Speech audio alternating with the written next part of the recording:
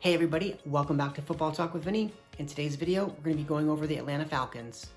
So obviously with the Atlanta Falcons coming off a disappointing season, I think they went 4-12, one of their worst records in probably the last decade. I think it was 2013, the last year they had a record that was this bad. But again, there is some talent, especially on that offensive side of the ball. So obviously with the moves that they're making this offseason, it does look like they're trying to compete at least and make the playoffs for this upcoming season. So in terms of free agency signings, they signed Mike Davis, the running back for the Carolina Panthers. He actually started a lot of games when Christian McCaffrey went down. He played very well. They also got Eric Harris, a safety, and then also Fabian Morneau, a cornerback as well. So I like the free agency moves. You did need a running back. You let Todd Gurley go. And then obviously you need some help on the defensive side of the ball. Of course, you didn't re-sign a couple of the guys, but again, the defense was so bad that you need to kind of let those guys go and just sign any kind of new player and hope the defense can get a little bit of improvement, which it was really bad last year.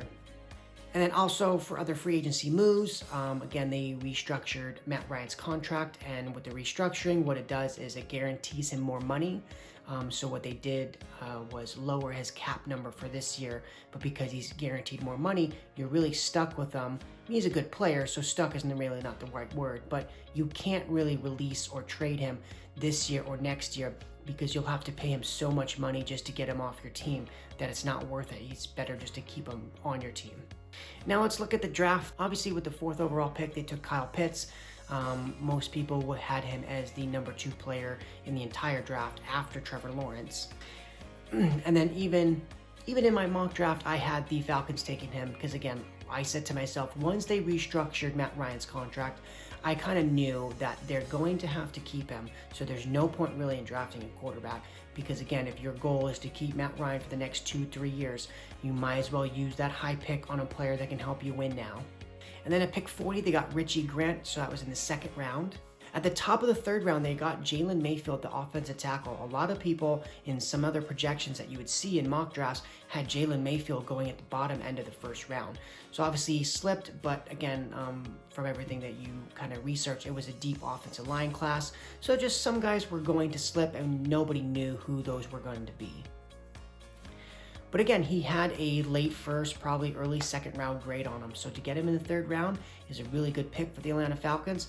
Again, like your offense can't be better, right? You draft a tight end who's supposed to be one of the best ever, and then an offensive lineman to protect Matt Ryan. So you're really trying to surround Matt Ryan his last couple of years, which is with as much talent as possible. But again, I think you got to fix that defensive side of the ball. So obviously, with the coaching change, sometimes you change the scheme, and it does change the way the players do perform. You see that all the time, especially on the defensive side of the ball.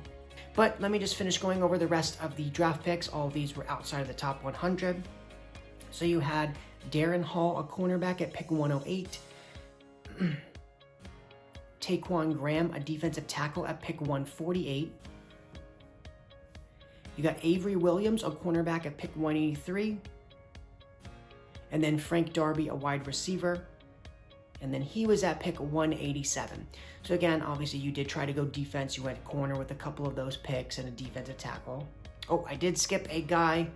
Whoa, I cannot pronounce this name at all. I'm just going to put it at the bottom of the screen. I'll just spell it out. I just have no clue how to pronounce that. But he was at pick 148. He's a defensive end. So again, in terms of the draft, again, I like taking Kyle Pitts. Again, you just taking the best available player. And then it looks like in those later rounds, you did try to take some defensive players, and hopefully maybe some of them will be able to make a contribution on that defense, because again, the defense was really bad. Now, before I get into the season, let's talk cap space. So right now, the Atlanta Falcons are at $480,000 of available cap space, but their projected cap space for this season is minus $6.6 million. Now, obviously, you may be saying, well, how are they at $480,000 and they're going to be minus as a projection? The reason why is because of draft picks, even though they've been taken, they have not signed an actual official contract. So a lot of the draft picks nowadays, they changed that rule, I think in 2011. The draft picks are kind of like slotted in terms of what they're going to get paid, right? So there's no longer too much negotiation that goes on. You can kind of probably Google what the 4th overall pick got paid last year, and Kyle Pitts is going to make pretty close to that.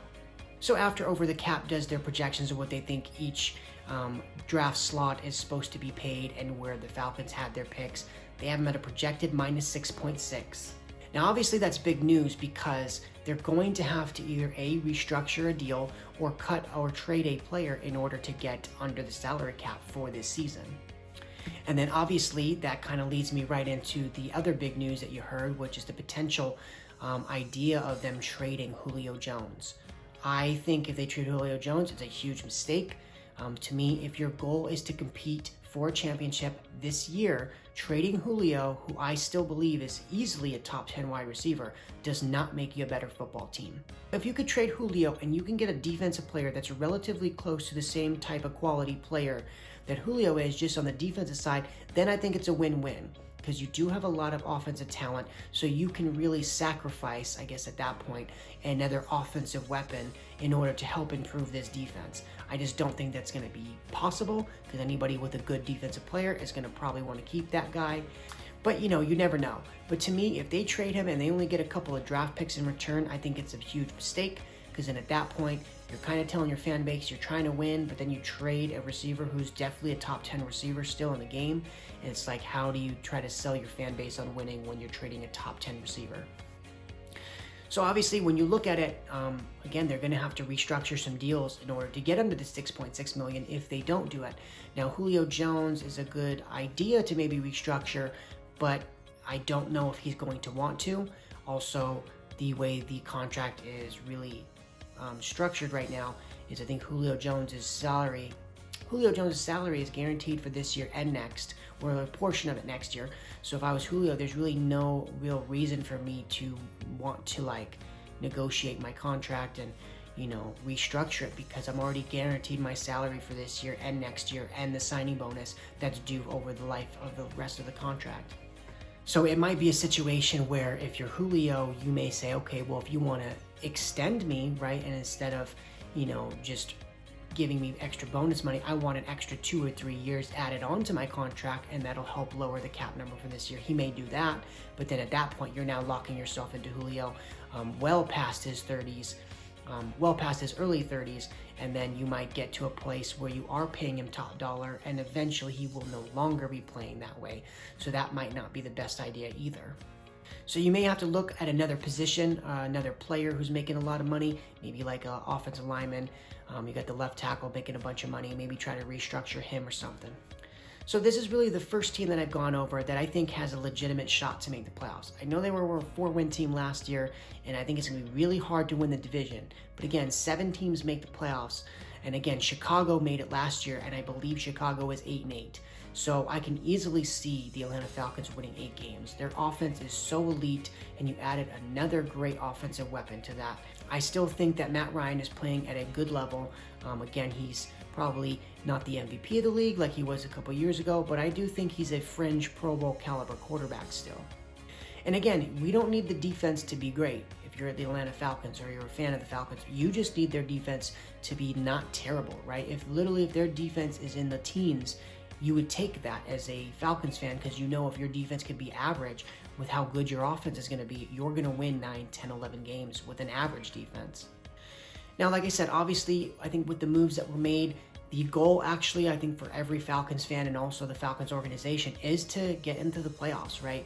You don't restructure Matt Ryan's deal with the hopes of winning 6 or 7 games this season, right? That's what you do when you have a young team, right? And with keeping guys like Matt Ryan and Julio Jones, you're trying to make one final push to the playoffs before those guys retire, or before they get too old to the point where they're no longer matching the production level of where their pay says they should be playing at. And again, as far as maybe the future of the Atlanta Falcons, you kind of locked yourself into Matt Ryan for not only this season, but also next year as well. I think next year, I want to say his cap number is $48 million. I believe it's about $48 million. And if you cut him, he's owed $40 million. So at that point, you're kind of locked into Matt Ryan for next year as well, which again, is not a bad thing. He's still playing at a good level. But with that being said, knowing that you've locked yourself in for the next 2 years with him, the goal really is to play as well as you could play over the course of these next 2 or 3 seasons, try to make the playoffs, try to make some noise once you get into the postseason.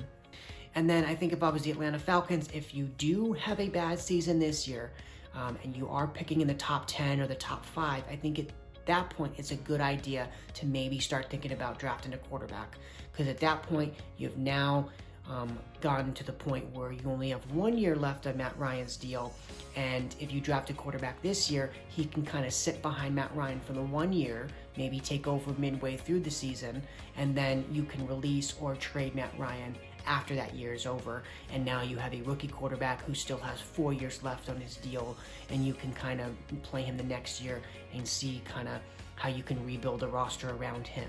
But I actually think they're going to be a good team. I think they're probably going to get into the playoffs, but again, we'll do predictions videos much later once we get closer to the start of the regular season.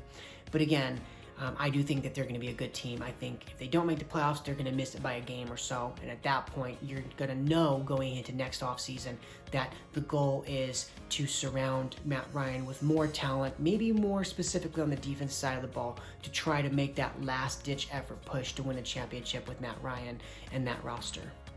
Now, as far as for cap space at the end of the season, they're going to be projected at $6 million of cap space.